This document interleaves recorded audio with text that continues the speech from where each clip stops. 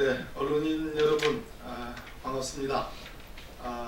더불어민주당 수석대변인 박범계 의원입니다. 제 공식 첫 브리핑입니다.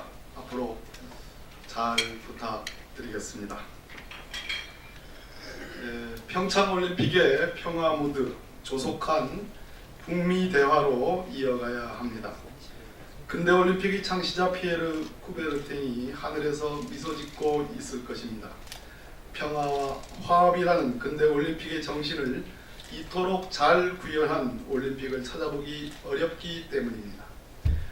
프란치스코 교황의 한반도 평화기원 축복 기도와 함께 시작된 평창 동계올림픽은 남북 단일팀 구성, 북측 고위급 대표단 방남 등으로 평화의 메시지를 전 세계에 전했습니다. 이 같은 평화 메시지에 화답하듯 미국에서 북미 대화에 대한 시그널이 계속해서 나오고 있습니다. 북한과의 대화에 열려 있다는 마이크 펜스 부통령에 이어 렉스 틸러슨 미 국무장관도 대화할 준비가 돼 있다고 말하기를 귀 기울이고 있다고 했습니다.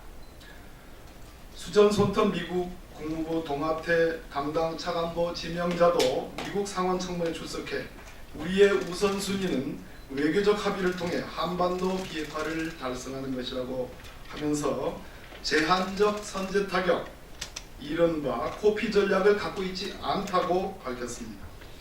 미국에 이어 고노다로 일본 외무상도 미넨 안보회의에 참석해 핵과 미사일을 포기해서 대화의 테이블에 앉으라는 걸 전달하는 의미에서 접촉은 중요하다고 밝혔습니다. 북미 대화 필요성에 있어 한미일 3국의 견해가 일치되고 있는 것입니다.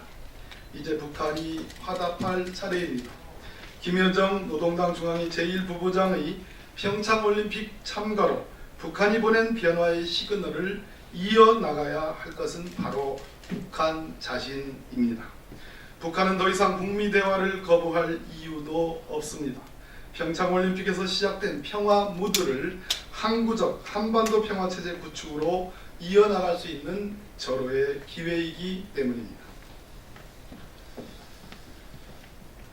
점입가경으로 흐르고 있는 MB, 삼성 이 수사와 관련된 얘기를 드리겠습니다.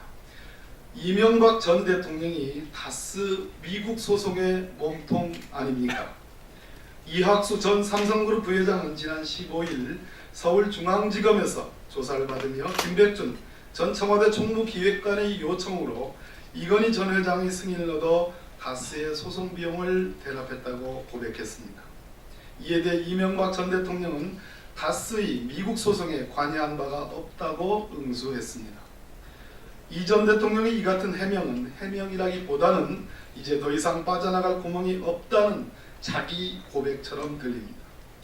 2004년 LKE뱅크가 미국 법원에 김경준 씨를 상대로 제기한 투자금 반환 및 징벌적 손해배상 소송에서 이명박 전 대통령의 이름이 공식적으로 등장했습니다. 김백준 전 청와대 총무기획관이 이명박 전 대통령의 대리인, 미국 영어로 어사이너 자격으로 소송을 제기한 것입니다.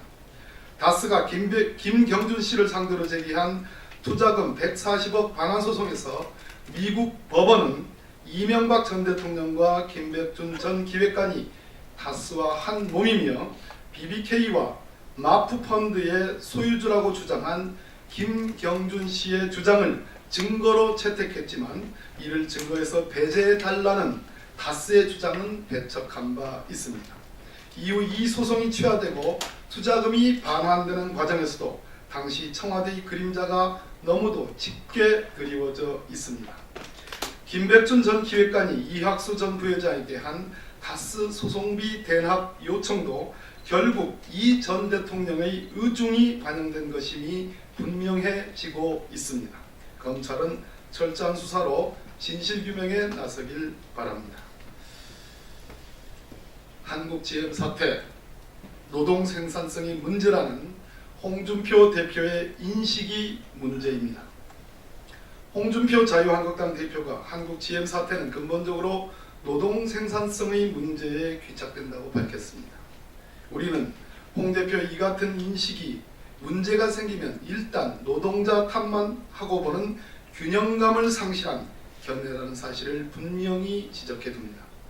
지난 2009년 한국 GM 노동조합은 글로벌 금융위기로 파생된 자동차 산업이 위기를 타개하기 위해 상급 단체인 금속노조의 지침을 파기하고 임금 동결과 복지 축소를 받아들였습니다. 급여 총액은 2008년 1,714억 원에서 2009년 1,562억 원으로 8.9% 줄었습니다. 당시 마이클 그리말디 GM 대우 사장은 GM 대우의 차별화된 경쟁력은 GM 본사에서도 인정하고 있다고 했습니다. GM 본사가 인정한 2009년을 기준으로 노동 생산성 추이를 추정해 보면 2009년부터 2012년 사이 매출액이 67.3% 증가하는 동안 급여 총액은 50% 증가했습니다. 늘어난 생산량에 발맞춰 노동 투입량을 늘렸고 이것이 급여에 반영된 것으로 봐야 할 대목입니다. 2013년 이후 유럽과 러시아에서의 쉐보레, 브랜드 철수 등으로 군산 공장의 가동률은 20% 급락했습니다. 가동이 제대로 되지 않는 공장의 생산성은 떨어질 수밖에 없습니다. 노동 생산성 때문에 가동이 줄어든 것이 아니라 GM 본사의 의도에 의해 결과적으로 노동 생산성이 떨어진 것입니다.